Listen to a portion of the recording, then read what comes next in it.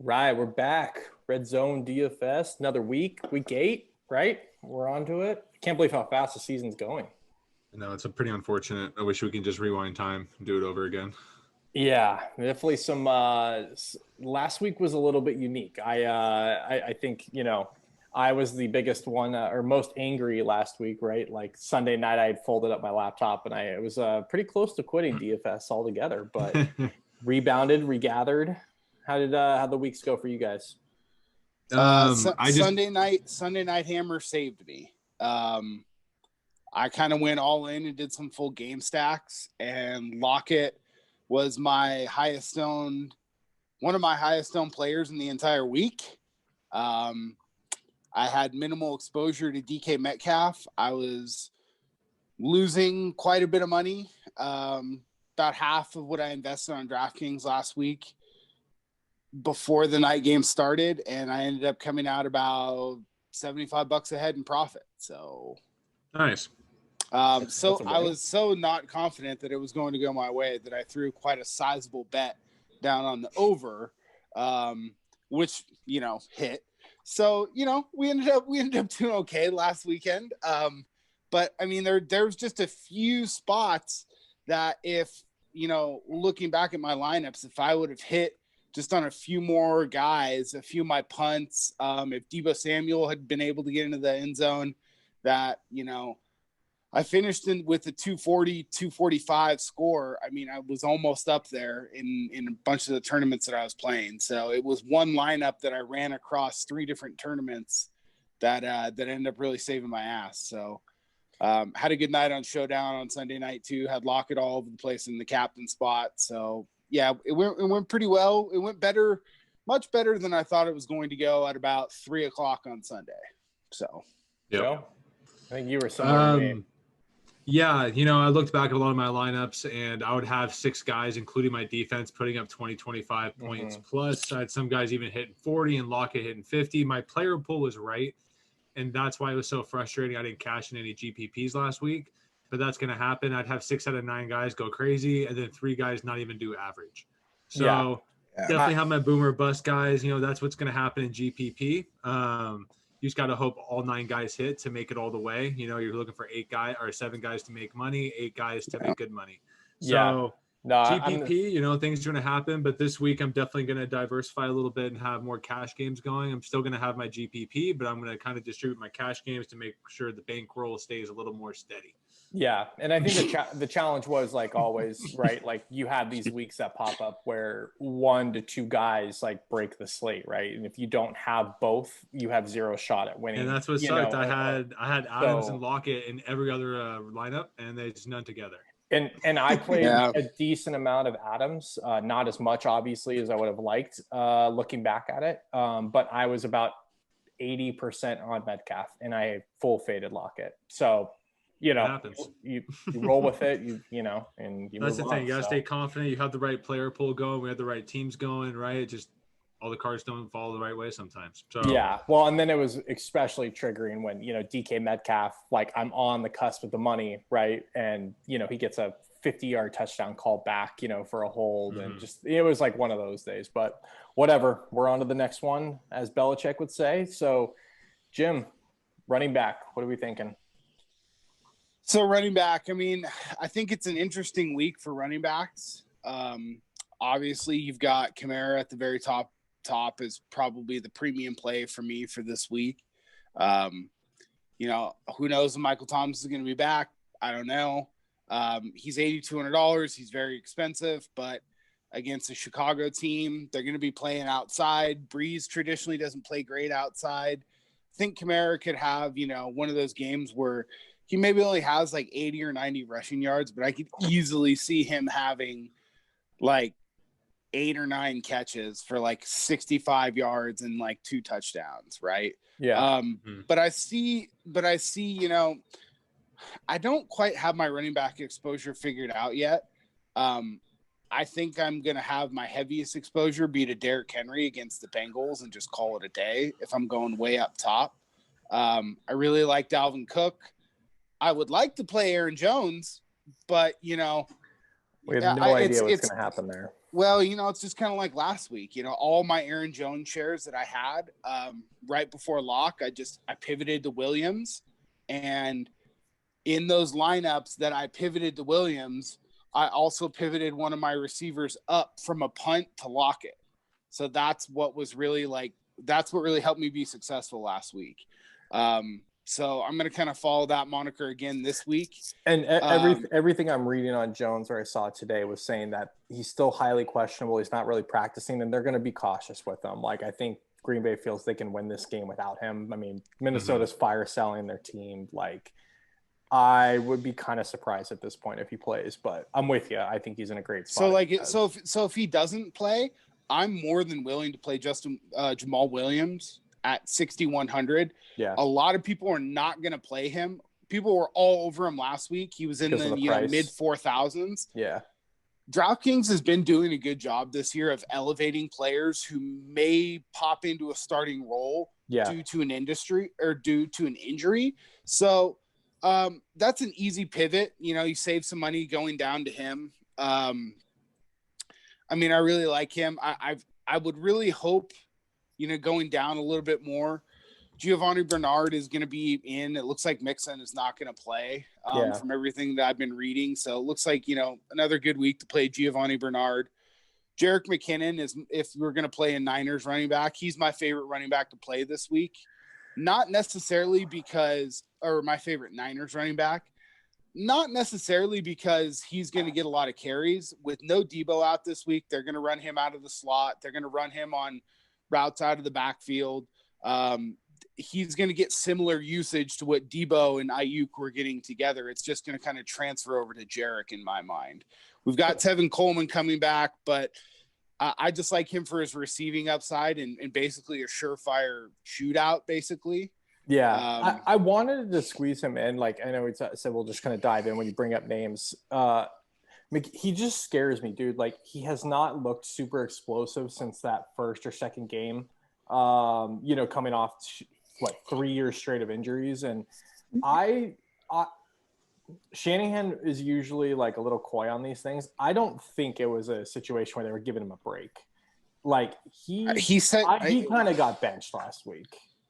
Like, I just don't think that they needed him last week. Like, they were just kicking the shit out of them with Jeff Wilson running the ball. Shanahan is like classic for doing that with a guy who gets a hot hand. They're just going to ride him. But Jeff Wilson's out this week. But what I'm saying is, if he comes out and he has like 4 carries for 7 yards and it's just not clicking, like, and Hasty comes in and has a little burst to him like he has the last couple of weeks, like, they will ride Hasty. I completely disagree. I think if Coleman comes back and plays this week, he's the one X factor. I want 0% of whatever his first name Hasty is. If Kevin Coleman comes back, I'm not touching the Niners backfield because I don't know who he's going to go to. I'll play if Debo is playing, I would have no Niners running back if Tevin Coleman plays. Regardless, I'm going to have some of Jerick just because he's going to get receiving use in this game. Seattle traditionally has a bit of a tough time covering with their linebackers, and they're going to be preoccupied in the middle of the field with Ayuk and Kittle. Yeah. So, I mean, at $5,800, it's not like the sexiest play in the world, but I think it's one of those plays that like just gets it done this week, right? If we're going all the way down, I've got some interesting plays this week. If we're going to punt, we're talking about the opposite side of that same game. It seems like every running back known to man, Travis Homer's hurt. Carlos Hyde's hurt. We saw the guy from Seattle that got some run, DJ Dallas. Min Price, from the U, $4,000. He's going to catch the ball out of the backfield. This game is going to be a shootout. The Niners, unfortunately, don't have a running back that they can just pound the ball with and play keep away, which they are good at doing. So they're going to have to throw the ball this week. So I like that. I also like Le'Veon Bell in the revenge game where he's at $4,600 against the Jets. He's almost certain if they are down around the goal line, they are going to give him touches. This is exactly why they signed a guy like Le'Veon Bell, so they didn't have to burn out Clyde Edwards-Helaire. Yeah. Edwards-Helaire is a great play. I think this week he's going to get plenty of touches. That's fine. But this is a situation where Bell can come in the second half, have 13 carries for 65 yards and a touchdown, maybe 2. But at $4,600, that pays off for me. So that's kind of where I'm going this week. I kind of, my guys that I really like to play that get a true, 80 to 90% of the snaps aren't playing this week. I really like playing James Robinson every week. These guys that are typically cheaper. So that's why I'm willing to play Jamal Williams at 6,100 if Aaron Jones is out, because he's going to get 80 to 90% of the running back snaps. Yeah, no, it makes sense. Joe?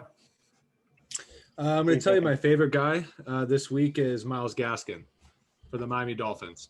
Yeah, 5,200. Like he is just sickeningly underpriced. 5,200. I mean, the guy gets 4 to 6 catches a game. He's getting 6 to 8 targets a game. I believe Tua is the real deal, the tank for Tua. I know he had his hip injury, blah, blah, blah.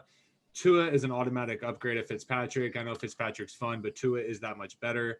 It's going to open things up for Myles in the backfield. Again, 5,200. He's getting the bell cow that carries. Jordan Howard's been getting scratched, and he's not even injured. They want Gaskin to be the guy, and Breida is the guy to fill in, to give him a break. So I think that's a great call, Joe, because I actually think that the Dolphins, I think they could just take it to the Rams in a sneaky spot right here. The Rams are beating bad teams. Well, and what else? What do we like to think? And I think the Dolphins do have a pretty good coaching staff. I do really like their guy down there. They're not going to let Tua go out there and throw it 50 times, right? Exactly. They're going to try to control this game and make it easy for him. And that leads you to believe a lot of rushes for Gaskin. So, and that's the thing. And that's even before Gaskin was still averaging 16 carries a game with 5 catches, right? At 5,200, if you're going to give me 21 touches, please sign me up. Yeah. So Myles Gaskin is my absolute favorite. I'm going to be playing him in all GPPs this week across the board. My other guy I like this week is James Conner at 6,400 against the Ravens. I know the Ravens they're great, man. They are. But this is going to be a slugfest game between the Steelers and the Ravens. It always is, even if it is a high-scoring game. James Conner would have done a lot better last week if one of his touchdowns did get called back, and the next touchdown he didn't drop in the end zone. So James Conner gets the touches. He gets the yards. The Steelers' offensive line is legit. And I think the Steelers aren't going to run away with this game, but I think the Steelers are going to control this game because of their defense. And James Conner, I think, is going to get 20, 25 touches, if not on the ground, through the air as well. At 6,400, I also believe he's underpriced, and he's going to go a little bit low-owned just because he's going against the Ravens, which, I'm not that scared of that game, especially when it comes to the run game. Another guy I might pivot on is Montgomery for the Bears. Like we talked about, Montgomery's not great, but he gets the touches, he gets the volume, and when Nick Foles is in, he's getting targets. He's getting over 5 targets a game out of the backfield against a susceptible Saints defense. So I might have a little Montgomery going in some GPPs. I don't love the guy, but, at 5,900 to be the bell cow back, I'll take it. So, Joe, just real quick, the only fear that I have on him, one, it's David Montgomery, right? But yeah, 2, exactly. Allen Robinson's in concussion protocol. Mm-hmm. If he doesn't play, the Saints are going to put 8 in the box and be like, okay, Nick Foles, go beat us over the top with nobody receivers. And True. That's just a scary situation for Montgomery. Definitely. It's definitely pending on Allen Robinson. But again, Montgomery is just a sheer volume play at 5,900, and that's it. And yeah, if I'm going up, it's Derrick Henry. If I find space to get Derrick Henry in a lineup at 8K, great, I want him. But at the same time, we'll talk receivers later. I want to go up for a certain guy there, and it's not going to allow me to go too much Henry. But I will be kind of interchanging the two. And I also like the Le'Veon play, Jim. I do believe he's going to get some goal line touches. I can even see him with 10 carries, 2 touchdowns, and a catch, right? Yep. And just absolutely blown away his projected point total. So I do like the Le'Veon play at 4,600. Yeah, revenge game. Yeah. The one guy you guys didn't mention towards the top that I do like a lot, and it's going to depend on chalk, obviously, but Kareem Hunt's in a smash spot versus the Raiders. Everyone's all hot to trot on Baker. And, like, I get it. He had a really great second half, brought him back after Odell, but this team runs through the ground. That's what opens everything up for him. Hunt is averaging 20 points a game. I just look at it like he has the same floor as like Derrick Henry and Kamara, without the upside, which is where that $1,100 comes in savings. So if he is not going to be, over 20%, I'm all over him. But that's my fear. I hate to burst your bubble because I've got him projected at 28 to 34%. I know that scares the hell out of me. And honestly, I'm fine with that. The Raiders struggles is their whole defense, absolutely, but their pass defense is miserable. I know. But ever since they did get Nick Kwiatkowski back, he's grading as one of the best linebackers in football, and their run game actually looks decent. Run defense. So their run defense actually looks somewhat decent, like they're an actual NFL team. So yeah, I just like Kareem, he's in a great spot. I know for $7K to ask 25 points of him with a game where I think the Browns are just going to smash the Raiders through the air. Yeah, that scares me a little bit. It's going to depend on, obviously, like if these guys are out, like if Jones is out and Mixon are indeed out, and I can get 2 running backs for those 6Ks and fit Henry in there, I would rather roll with like a Henry or Cook than Kareem Hunt. But I will have some shares for sure, just because he's in a great spot. So I mean, again, a guy we talked about earlier, DJ Dallas. I mean, I know it's a weird name, but Travis Homer, no practice today. Carlos Hyde, still not practicing. Chris Carson didn't practice Thursday. I mean, they legitimately have nobody else. And he got playing time last week. If we could go Myles Gaskin 5,200 and DJ Dallas at what? How much? 4,000 min price. 4,000. I mean, you can go up for the best receivers, best tight ends on the whole slate this weekend, right? No doubt. That's what you're doing. That's what you're looking for in GPP, is to find those low-owned, low-price studs that can get value while your other guys just go berserk. Yeah, the only fear is obviously a few of those guys at the top, like Hunt, Henry, Cook, and Kamara, going for 18 to 22, like guaranteed, no matter what. So you got to just hope that like you're not chasing those points. Your receivers you pay up for better hit. So I agree with Kamara.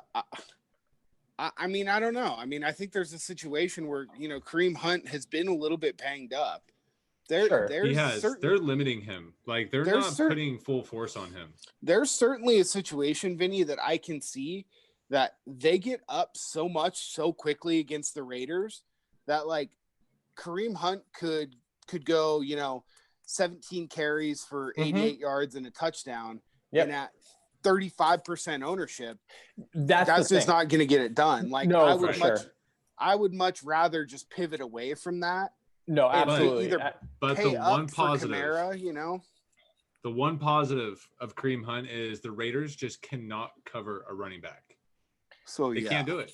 No, it's great angle routes, whatever. They can't fucking cover a running back if their life depended on it. So if I'm thinking that way, I'll have some Kareem Hunt shares, just because I said to myself a couple weeks ago, I'm playing running backs against the Raiders, not because they're rushing yards, but because their pass catching ability, and their linebackers just can't cover, man. Yeah, and I'll probably be off Kamara this week, just because I think Chicago does have a pretty good defense. Like, I know their team didn't look good at all on Monday night, but I'll take Henry in the matchup.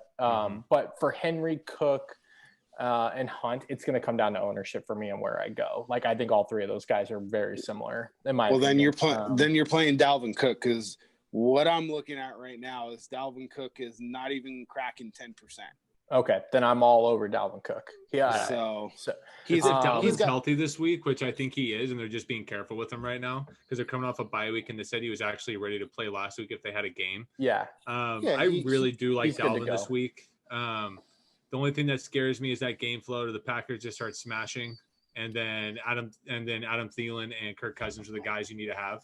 That's what scares me with him. But Dalvin Cook is also the guy that can break an 85-yarder twice in the first quarter. Yeah. And I'm going to be honest, like, I'm not like a huge Derrick Henry guy. Like, I know he gets a crazy amount of volume, but I think that game one kind of shoots out. I like the passing game, and we'll talk about that a little bit, but I just like the passing game a little bit more. I think there's a way, like, Henry only blows up like every 4 weeks, right? So like if you hit that week, you're winning a lot.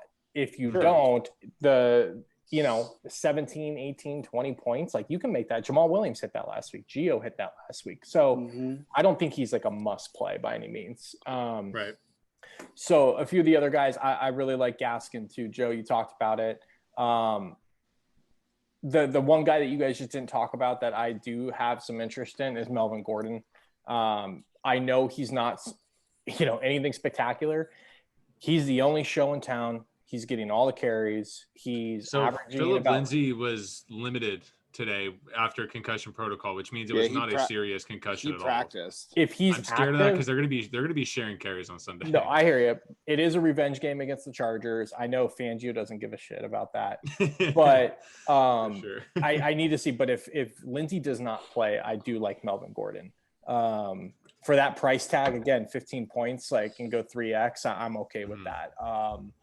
So those are the guys I like. I'm off Swift. I saw, Indy is healthy and coming back, and their defense is really good.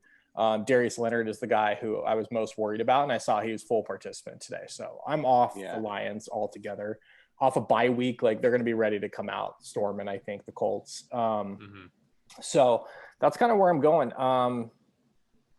That's where I'm at. So, all right. Joe, why don't you lead us off? Let's roll into quarterbacks and receivers here. All right, so my favorite receiver this week, obviously, is Devontae Adams at 8,800. That's obvious. There's a DK, like Jimmy said earlier, DK is doing a great job pricing people. I mean, if Devontae was below 8K, he would be 100% on this week. So him being at 8,800, I'm going to take some shots on him, especially with my low-priced running backs that I have going for my GPPs this week. So in that Green Bay game, I really like Rodgers, Adams with a little bit of Tanyan. I like that little triple stack there for GPP. I can't ignore the Seattle-San Francisco game. I want to be on Lockett, but I really want to spin it and go to DK because DK is $400 more. People are going to go, why? What's that all about? And they're going to go Lockett again. Week. And DK is 7,500 against probably Mosley half the time, which has not been great, especially on deep routes. And just to hit on that real quick, the other thing that's like kind of the sharp, us being Niners fans, like we obviously know, the Niners don't have anyone that can match up with DK Metcalf, right? They have two corners, Jason Verrett and Mosley, who are pretty good. They're both healthy. They are smaller, quicker guys, which I think, Lockett could still obviously blow up, but they're much more suited to cover him. There's just nobody who can match up with Metcalf. Warner in the middle there. I know he's not locked up straight up on Lockett, but Lockett on crossing pattern, stuff like that. Warner is the best cover linebacker in football. Yeah. And it's not even a question. He's amazing. He's awesome. So I just think there's no one. I mean, there's probably really nobody in the NFL that could shut down DK as far as size and speed. But Patrick Peterson's a big physical corner, that could run. So that was a matchup that actually worked out pretty well for Arizona in this sense. But yeah, I'm with you. I think DK is the play this week. Yeah. So I'm going to pay up in a lot of situations and go Russ with DK. And then go lower at running backs again this week. So I really like that play. And on the other side of it, Ayuk at 5,800. He's their number one receiver this week. I'm not saying the Niners are going to be behind, but you were right. This is going to be an absolute shootout. Whether they're breaking run plays for 70 yards, whatever. The Niners going to be scoring points. The Seahawks going to be scoring points. And it's going to be a late afternoon game, which I love. So we can come back into that money late. The game I really like this week is the Browns with the Raiders. Baker, it's not because of Baker last week. This is all because of Odell Beckham being out. That offense is going to run better. Baker's not going to have to force feed a receiver or try to force feed and be a dumbass quarterback to his prima donna receiver. He's going to spread the ball around just like he did all 3 quarters after OBJ left. I'm not saying that Higgins and Peoples are, world beaters, but at 4,200 and 3,800 as options 1 and 2 on the outside, I'll take that. Landry also in the slot. I got to mix some of him in. LaMarcus Joyner's covering him. LaMarcus Joyner is over the hill. He had his 2 good seasons with the Rams. It's over. He's so bad. And Landry is playing with a broken rib, but he already practiced today and yesterday, right? So he's playing and he's fine. So I'm going to get some Brown sacks going there with Harrison Bryant, at tight end. The other one I really like is the Miami Dolphins. Going Tua, Parker with Preston Williams or Gesicki and kind of getting a mix of all those guys in there. Like I said, this offense is just going to get better. Tua is the real deal. There's a reason he got picked where he got picked. Devontae Parker and Williams are automatic upgrades in my opinion. And over the next 3 or 4 weeks, you're going to see those guys traveling. Or Devontae Parker for sure traveling in the mid 6,000s, and you're going to see Williams traveling up in the mid 5,000s over the next couple of weeks price wise. So I'm going to take advantage of them low. A guy that I want to go. I love the Tennessee game as well. I don't want to get too long-winded here. A.J. Brown and Davis and Boyd. I'm going to be playing those guys, the three of them against each other. So I think that's a great way. So Derrick Henry's going to carry some ownership this week, right? Mm-hmm. He's going to be in the mid-20s. I think a great way to get off of Derrick Henry but still get good exposure to that game is just go with like Tannehill and A.J. Brown, right? Honestly, Corey Davis, man, when he's in there, he's getting 7+ targets. I don't like Corey Davis, but he's getting 7+ targets a game. When he's in there, he's doing well. And you can, save $1,000 or save $2,000 almost or $1,800 by going to Davis from Brown. So like AJ Brown and DK Metcalf, like scarily, like they played on the same team in college, which is terrifying. That I don't know how Old Miss didn't go further when both of them were on the field at the same time. But I mean, AJ Brown is essentially DJ Metcalf, right? But he's priced almost like $1,300 cheaper, right? Oh, and AJ Brown to DK? No, they're only 600. AJ Brown and DK? AJ Brown is 6,900 and DK is what? 7,500. Okay, so but you're still getting a discount. You're getting an ownership discount. I mean, I like AJ Brown a lot this week. Oh yeah, I love it too. I'm gonna have to like figure out how to get to him because that's where I like Corey Davis. Yeah, right? And that's where I like to play Corey Davis. He's at 1,800, right? It helps a lot, and I feel like their target share is going to be very similar. Well, I think Corey Davis is a guy like at 5,100 too that like you can just like plug into some of your other lineups as a one-off to like make it work. And you don't have to worry about like stacking him or anything like that. So I like that call, Joe. Is there anybody you're going like way down for?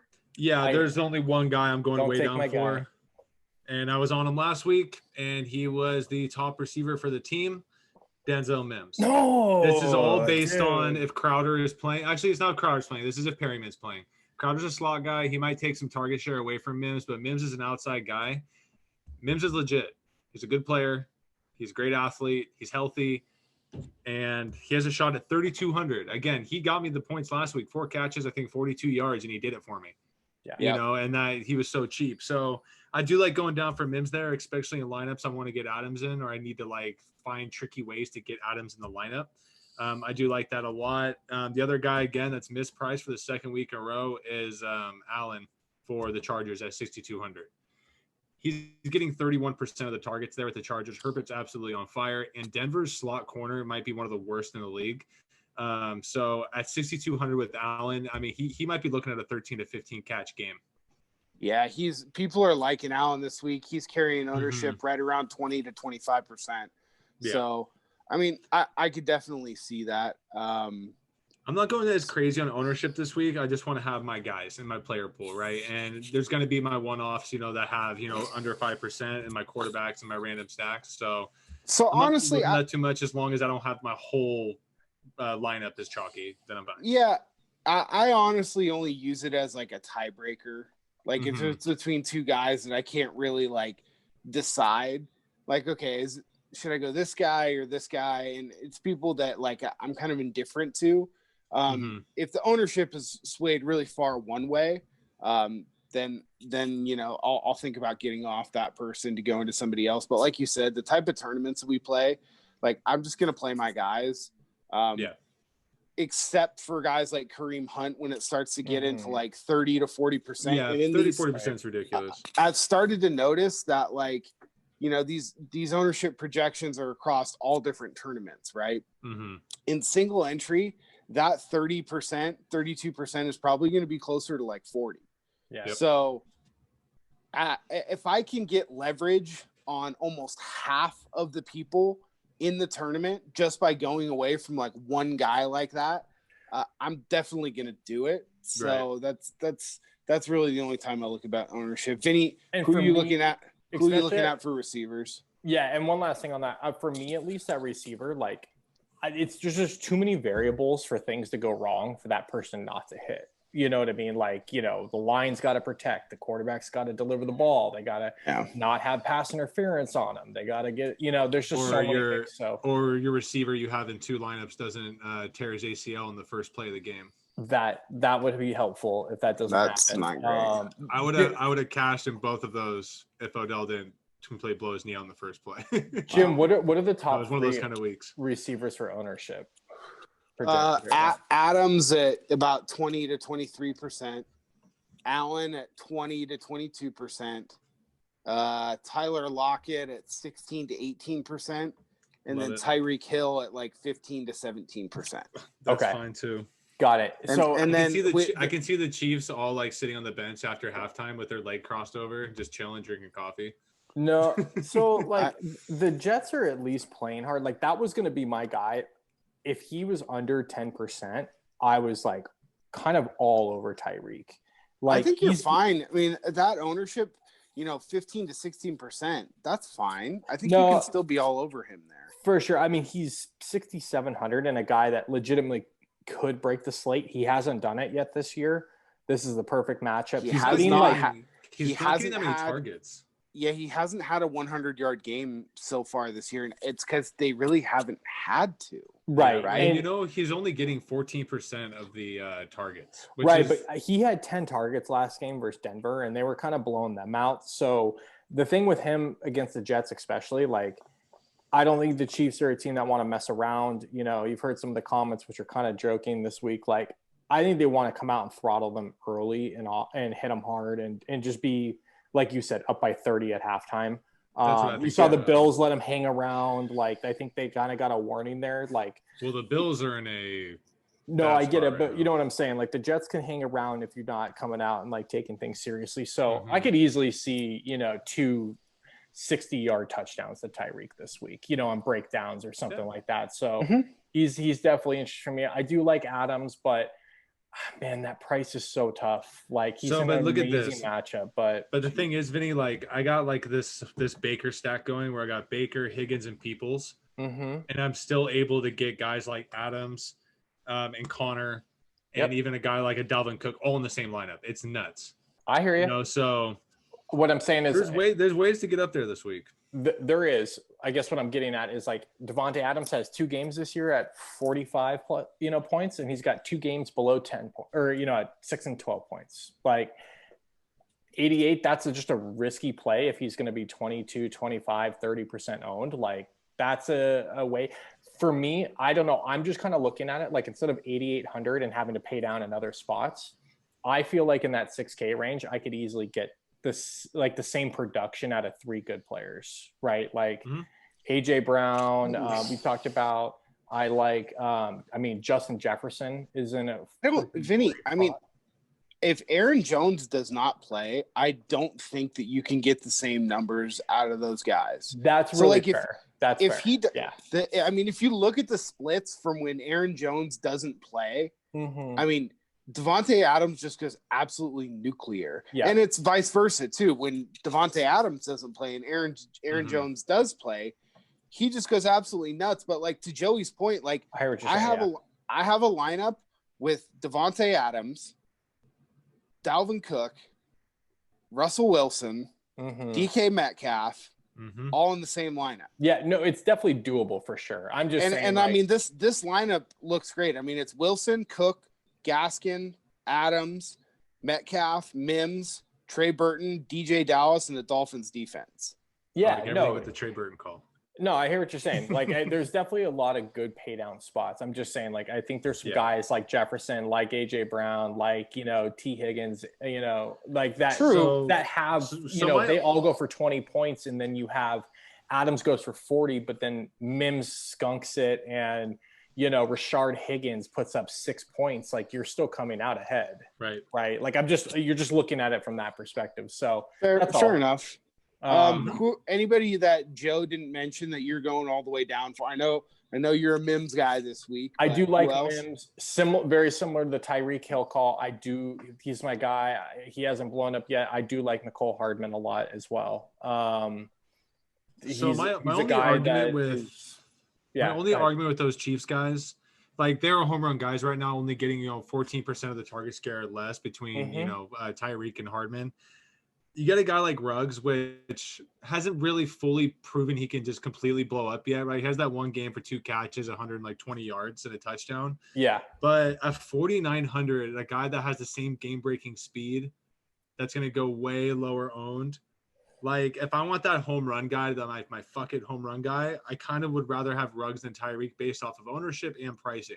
Because I feel like the outcome can potentially be the same, especially against if Ruggs is going against Terrence Mitchell this week, there's going to be some problems there. No, for sure. I'm going to agree or disagree with you, Joey, based on the weather report in Cleveland. Just give me a second here. Well, so that's the only thing I didn't touch on with the Green Bay game. They're expecting like 35 degrees and like 40-mile-an-hour winds on Sunday there. Like that doesn't really matter to Rodgers. That doesn't bother Aaron Rodgers at all. 40+ mile-an-hour winds, like that's he just lives in that the weather. Shit, dude. The cold weather is not a problem for him. If anyone's fucked in that situation, it's Kirk Cousins not scoring a point. Yeah, and then they don't have to pass. Then the Packers don't have to pass the ball. So the forecast for Sunday, Joey, this might change your mind on that Baker stack. We're looking at about 49 degrees, showers, and an average of 28-mile-an-hour winds. So whether people don't know what they're talking about, Jim, not till the day of. Okay, well, they see we're only a couple days out here. It is only weather Twitter is about to get after me now. Dude, I've been deep in the depths on weather Twitter. You don't want to; those are dangerous people. Not as dangerous as Raider Nation. I am also intrigued by getting some one-offs to that Steelers-Ravens game. I understand that everyone thinks of Ray Lewis, Jerome Bettis. Don't take my guy. Well, I'm just saying, like I'm completely okay with going like a Roethlisberger and going Claypool, Deontay Johnson, or going Claypool, Juju, like mixing it up and bringing it back with Mark Andrews and Brown. Because I think if you're going to go in on that game, you're hoping that it just completely blows up. They're both defenses are really good, obviously, but these two teams are going to go at it, and they have amazing offenses. So I'm not scared of this game. I just think both teams have the ability to put up 30, 40 points. Like this could go. This game's not going to be 10-7 like the old days. So the one player I really like in this game, and it's the only player on the Ravens I like, is Hollywood. Joe Hayden's going to be covering him. The Steelers' corner is the only negative spot of that defense, covering deep.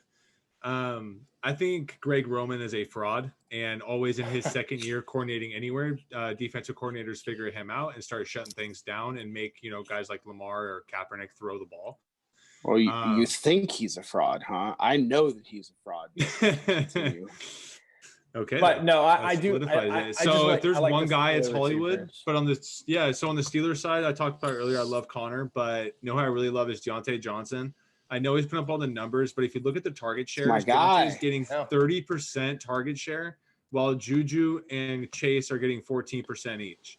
Dude, when he's in, he's the guy to play.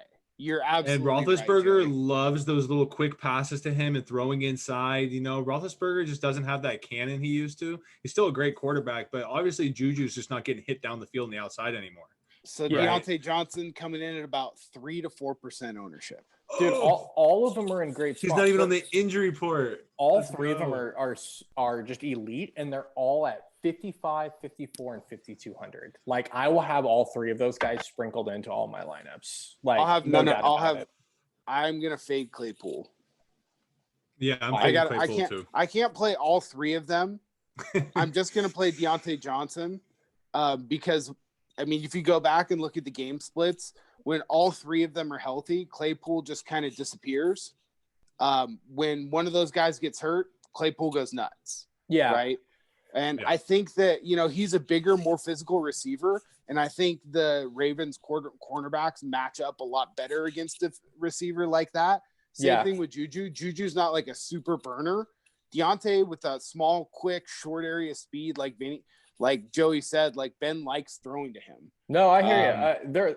I just think they're all in great spots. I think they're all matchup nightmares. Like, it's going to depend obviously on Baltimore's coverage and like what they're doing, but I just like Pittsburgh. It's like a really sneaky like offense here. Going back to just kind of, I'll hit on my quarterbacks real quick, like who I'm going to. I think Herbert. I mean, the guy is just absolutely launching missiles every Sunday. So until he doesn't, like, this could be the week he has his down game, but I'll play. I don't think so. I don't care. I don't think so. I really dig both Burrow and Tannehill for what we talked about earlier is the way to get off Henry. So I'll be playing both of them. And I will be dropping down to play some Garoppolo because there's only one path for the Niners to win that game. And are you guys going to hop on the Tua train with me? I will not be. I just think there's guys in better spots. I don't know yet. He's on my maybe list right now, Joe. I mean, he's one of those guys that he's the ultimate GPP quarterback. Yep. He could have 340 yards, 3 touchdowns, a rushing touchdown, and he could have an incredible day, or he could have a Cam Newton day from last week with, I don't think he'll have that. I think there's paths. So we talked about Gaskin and some of the stuff. Like, he could have like a 14 or 15 point game fantasy wise, and they could win this game. Like, that's possible. So I just look at Garoppolo as like one. He has done it in the past. So we remember the Saints game last year. He has blown up before in situations, and Seattle has the worst defense statistically in the league. They can't stop anybody. They can't. So if it's going to happen, it's going to be this week. So I'm willing to play it at 5,600. Yeah, for sure. Or 54. I like that. 54. Yeah. So a guy that I'm going back to that had a shitty game last week that everyone just thinks that there's something wrong with them, but apparently there is. People aren't allowed to have a bad game. I'm going back to Josh Allen. I don't know if I watched the Patriots game, but I don't know if a lot of people out there in the universe watched the Patriots last week. I mean, I think they did because we had Nance and Romo calling the game, but their defense is absolutely horrific right now. The Niners just went into Foxborough and handed them one of the worst losses ever. Like, I know Belichick's going to be pissed and everything like that, but like, you can be pissed off all you want to. Josh Allen is a much better quarterback than Jimmy Garoppolo is. And he's much more talented. He's going to run around. The Patriots are having linebacker issues. They have Stephon Gilmore, but okay. Debo and Ayuk kind of tore him up last week. Kittle was tearing up. Kittle's really good, right? But he was tearing him up. So, like, I'm just going to go back to him. No one's going to play Josh Allen this week. People are going to play Herbert right next to him, and that's fine. I'm going to play Herbert, but, like, I'm going to play, like, a couple of Josh Allen, Stephon Diggs stacks because, like, that's his guy. He loves him. And at the ownership in the floor and the ceiling that you can get out of those guys, sign me up. Tannehill, I would rather play Burrow, I think, in that game than Tannehill, just because if Mixon's out. Yeah, and there's just we all know that there's a route where, like, Tannehill has been blowing up, but, like, if they're going to be able to run the ball, like, he may only get 10 or 12 points and they could still win just, like, super easy, right? Tannehill's been pretty good just for the fact that they can't stop anybody. So no, that game's going to shoot out. The one that I like that we were talking about in the Pittsburgh game is I like a little game stack with, like, Lamar and Hollywood, and then run it back with, like, James Conner and Deontay Johnson. Those are the 4 guys that I like most in that game. I know Pittsburgh has a great defense, but again, Lamar can rip off one of those 80-yard runs, right? And if he goes for, an 50 to 80-yard run, that's 10 to 14 points on one play right there. Like and could push him over 30 points easily. And right? Don't forget that Baltimore is coming off a bye, right? So like they've been planning for this game for 2 weeks. I mean, they're but going they to brought on Des Bryant to mimic Chase Claypool. So okay, so good for I them. don't like that. I don't like that. Okay, well, again, Greg Roman's a fraud, and I'm not going to play Lamar because Greg Roman's a fraud. So yeah, I mean, I think Jimmy is the furthest. I mean, I like him at 5,400, which is probably why I won't get as much Tua. I just don't know about Tua, right? And I'm getting lower ownership to make on Sunday Jimmy. More fun. Well, yeah, but I'm getting lower ownership on Jimmy than I am on Tua. And in a game where I know that Jimmy is going to probably score 20 points just because they have to, and Seattle can't stop anybody. The other thing too, like everyone's kind of forgetting, like the Rams have a really good defense. And this kind of goes, like I was just going to counterpoint you on Josh Allen a little bit. Like the Niners provide a huge problem to these teams because they're so geared up to stop the pass, and the Niners run the ball, right? So like they cannot stop the run. I mean, it opens up the passing game for them. So, I mean, the Patriots got absolutely gashed by him. The Rams got gashed. Like these more traditional offenses, like I think both defenses are fine. Oh, look, the Rams defense, I'm going to call a fraudulent call right now. They played the Bears, which offense is frauds. It's not even the Niners beat them with 24 points with a lot of injuries and not being fully ready to go. Yeah. They played the Washington Potatoes. They played the New York Giants. The Bills put up 35 on them and they lost. Mm-hmm. The Eagles and the Cowboys. Yeah, no, it's a really bad point. The Rams aren't bad, but they need to prove something a little bit more than that. Yeah. So you have the whole narrative too. You've got a West Coast team going east for an early game on Saturday off a bye. For the Dolphins. I mean, your narrative on that last week for the Niners, Joe, that didn't work great. That did not work. That did not fucking work. Oh, yeah. But if we're talking more about receivers, obviously I like Burrow a lot. I like Tyler Boyd and Higgins. Those are the two guys that I'm playing off that team. Like we talked about earlier, I like kind of going to Metcalf. You're getting a big ownership discount for paying up a little bit more. And I think he's more of the type of receiver, we kind of already talked about it, that the Niners have trouble with. If we think that the Rams defense is a little bit fraudulent and that this is going to be a game, give me all the Cooper Kupp at 6,500. He's a guy, I mean, he had the volume last game. He just didn't have the touchdown, right? They threw it to a few different people. I like Cooper Kupp or Woods. You could go either one of them for me. Mm-hmm. They're pretty close in price. So like whichever one fits in your lineup, I think is something that, I would be interested in. I guess everyone just forgot that Justin Jefferson is like capable of putting up monster games because he's coming in at like 3 to 5% owned. So I don't really understand. It could be that weather report with Kirk Cousins throwing into 40-mile-per-hour winds. So I don't know where Vinny was getting that from because I just looked at the Green Bay weather and it says 20 to 25 miles. There's a website called weather.com. I'm looking at weather.com right now. So you got to go to weather.org. That's your problem. Weather.com has, mid to high 30s, partly cloudy, and 20 to 25 mile an hour winds. That's fine with me. Right. Those are the guys that I'm kind of zeroing in on, going all the way. I mean, we talked about you guys kind of stole my Deontay Johnson thunder. I'll be all over him this week. 5,500 is, like Joey said, that's a miss price. That's a miss by DraftKings right there. Some other guys going all the way down that I like. He's actually carrying a fair amount of ownership because of his price and because of Debo being out. So it could cause me to fade him. But Kendrick Bourne at 3,500 is carrying about 10 to 11% ownership. Like I don't like that. I would rather just play Ayuk. Yeah. I'd rather just play Ayuk. I know what Ayuk's floor is. He's going to step directly into the Debo role. He's going to get those jet sweeps. Well, and it's just simply too, like, I don't think Bourne really has like crazy upside. His upside's like 12 to 14 points. Like, and again, on a slate like this, his upside is 20 to 25 points. He could catch 2 touchdowns.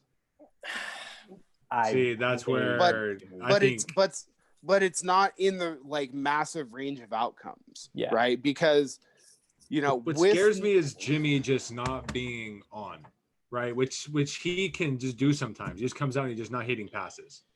That's what scares the shit out of me about Jimmy. He's also streaky, right? That's so what like I mean.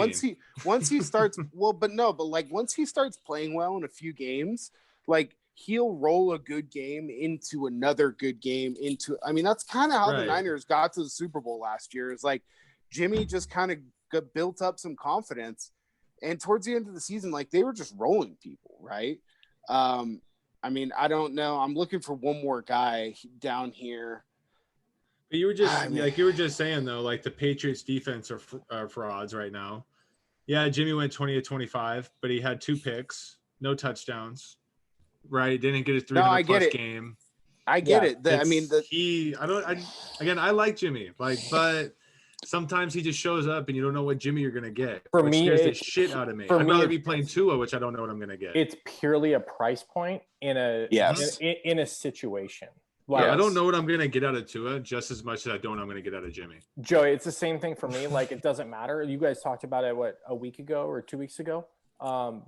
Play Kyle Allen versus the Cowboys. It's like anyone versus the Cowboys. Yeah. Hey, that worked out. I know it did. Yeah. So that's what I'm saying. Like Seattle's no different than Dallas right now. Like their defense is just as bad. Maybe they don't have guys turning and running away from the ball carrier, but they're really bad. And trust me, I'm gonna have a Jimmy stack, but I got to tell you, it's my most nervous one because if you're gonna do it, like go Russ with DK and bring it back with Kittle and Ayuk.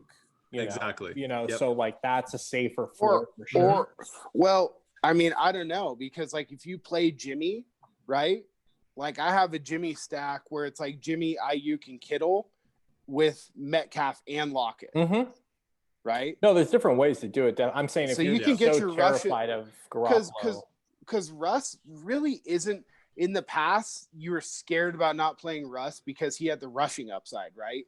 He's not running as much as he gets a little bit older. I mean, you can see him actively looking to still throw the ball to where a couple of years ago he would just take off, right? But to what but he's still getting the rushing stats. But to what you were saying earlier, his floor has not been any higher than it is this week for the simple fact that like they have one running back who's going to be active on Sunday. Yeah, they're just going to have he's going to have to throw the ball like 50 times on Sunday. So and he rushed for 84 yards in this last game. 6 carries, 84. The game before 5 for 58. I mean, he's doing it when he needs to still. I'm not worried about him getting older and not running because the guy never takes a fucking hit. The guy's just a mad genius somehow. So I know he is. All right, cool. We could just stay in that game, and I'll transition over to tight ends real quick. Yeah. I don't know why, but Kittle is coming in at the lowest owned of the higher priced tight ends. It's crazy. I get that he's $7,000, right? Like I get it, but like Kelsey at 6,600 is going to be 20 to 25% owned, and apparently everyone wants to play Darren Waller this week. I get it, right? But like he's going to be 20 to 22% owned. That is the easiest fade in the world for me. Like I know we don't follow ownership, but like I'll just pass on that and get leverage on a quarter of the field that I'm playing. So the biggest thing on Darren Waller this week is if Myles Garrett plays. Not because he's covering him, obviously, but if Myles Garrett plays, Derek Carr is going to be dumping off to Derek Waller every chance he gets. If Myles Garrett doesn't play, Derek Carr might have to sit back there a little bit, and he's not going to throw to Waller as much. So that is really my decision maker right there if I play any Waller at all. Okay. Myles Garrett still hasn't practiced this week. All right.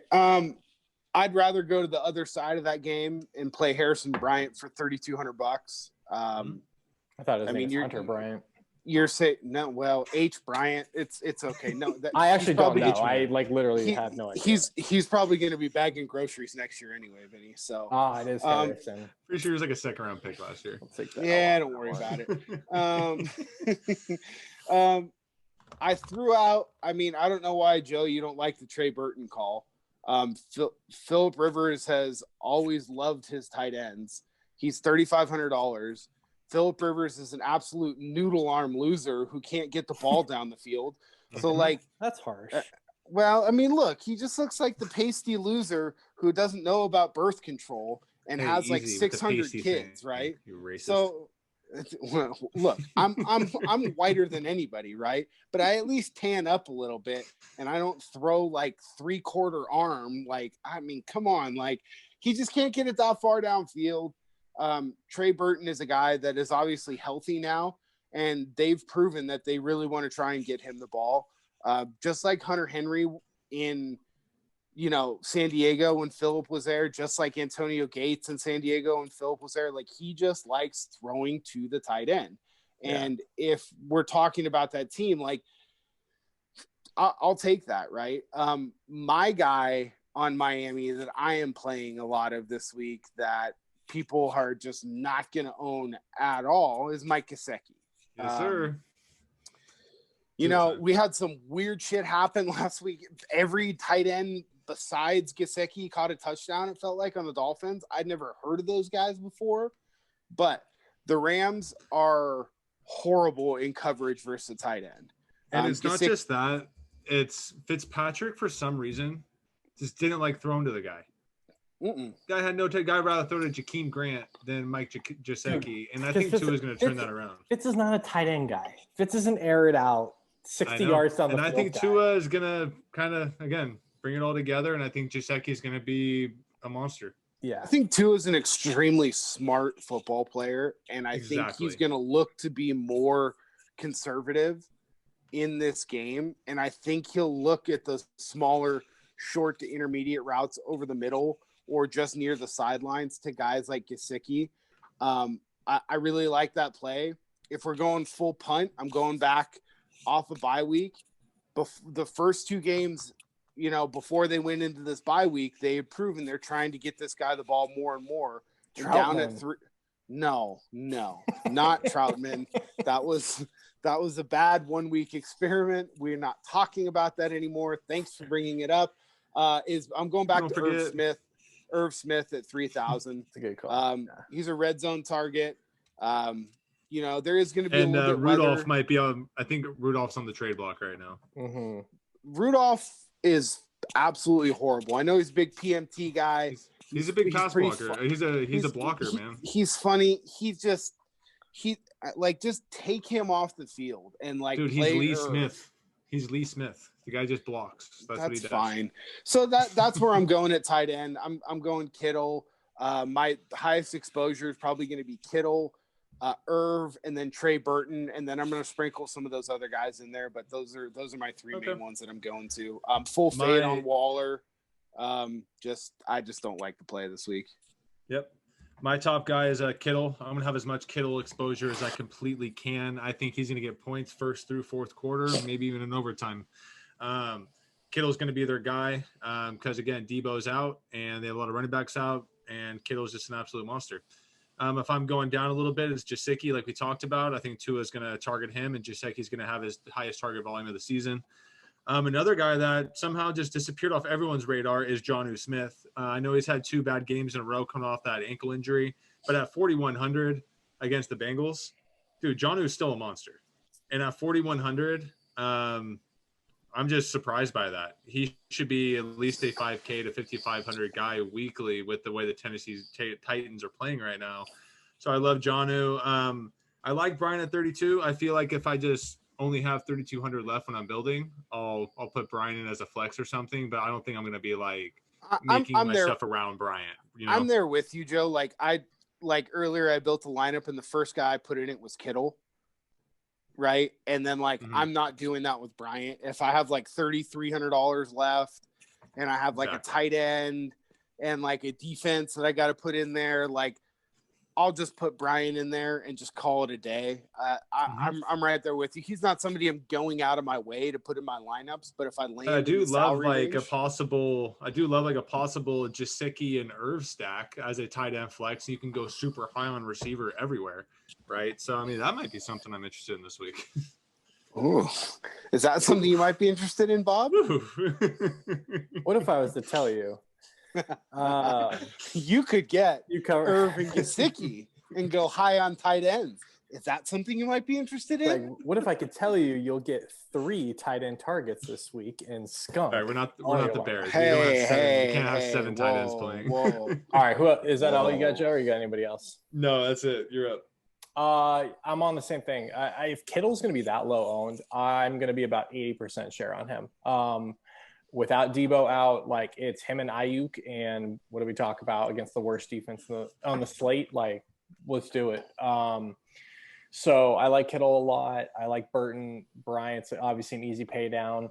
The one guy that you guys just didn't mention that I'll have a little bit of shares on just because I like him as a player, and similar, like he just gets a ton of targets each week, is Noah Fant. He's right there priced with Gesicki. He gets about 7-8 targets a game. Like, I just whatever. hate Drew Lock right now. It's like he fucks me weekly. No, but he'll throw to the tight end. I'm not talking about like he's gonna I know 400 yards on Sunday.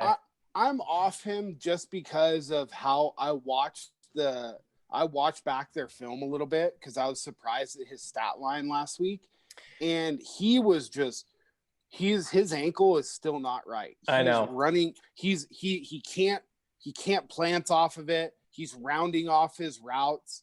Everything that made him dynamic. His hands are still fine, right? But his route running has been so incredibly hampered by that ankle that, like, for me, I'll probably just give it one more week and then go back to him. But I could definitely see why you're going to play him. It was just, for me, this week, a cross-off based on what I saw watching that film this week. I didn't like it. No, for sure. And I think it's more of if I get caught in that middle price point, like, for me, I think Fant's a better player than Gesicki. I see the Gesicki play this week. It would be between those two guys, but he's the only guy that you guys just didn't talk about that is on my radar. So that's a good one. Defenses, obviously, it's a complete toss-up, but do you guys have any, 2 or 3 plays that you're kind of sticking to? If Myles Garrett's playing, I'm going with the Browns. Yeah. The Raiders pass O-line right now, and Colton Miller, as good as he's been, I just don't think he can handle Myles Garrett right now. I like the Colts this week. If I'm paying up, I'm going up to the Colts at 3,100 against the Lions after a bye week with Darius Leonard coming back. So I can see the Colts making some things happen. And the team I might fit in there is the Steelers at 3,600 against the Ravens. I feel like Roman's a fraud. I'm going to roll with that this week. Even after a bye week, I think the Steelers are able to contain Lamar and maybe potentially make some plays, sacks, picks, do some things back there. I think that's what I'm with right now. I might throw some other toss-ups in as the weekend goes on, depending on weather. Some really bad weather games I might throw in, but that's it. My only concern with the Steelers defense is that some of the stuff I was looking at that I wrote down is that they're actually, and this actually surprised me, is they're 30th in DVOA against deep passing. So that's passes of 25 yards or more. And that's why I said Marquise Brown earlier. But that was the only play I was going to do for a potential long shot, So if they're just going to push the ball down the field, I mean, I don't know. I just at 3,600, we've mentioned so many other guys that I think we can pay 3,600 for or less in spots and probably get more points than the Steelers defense is going to get.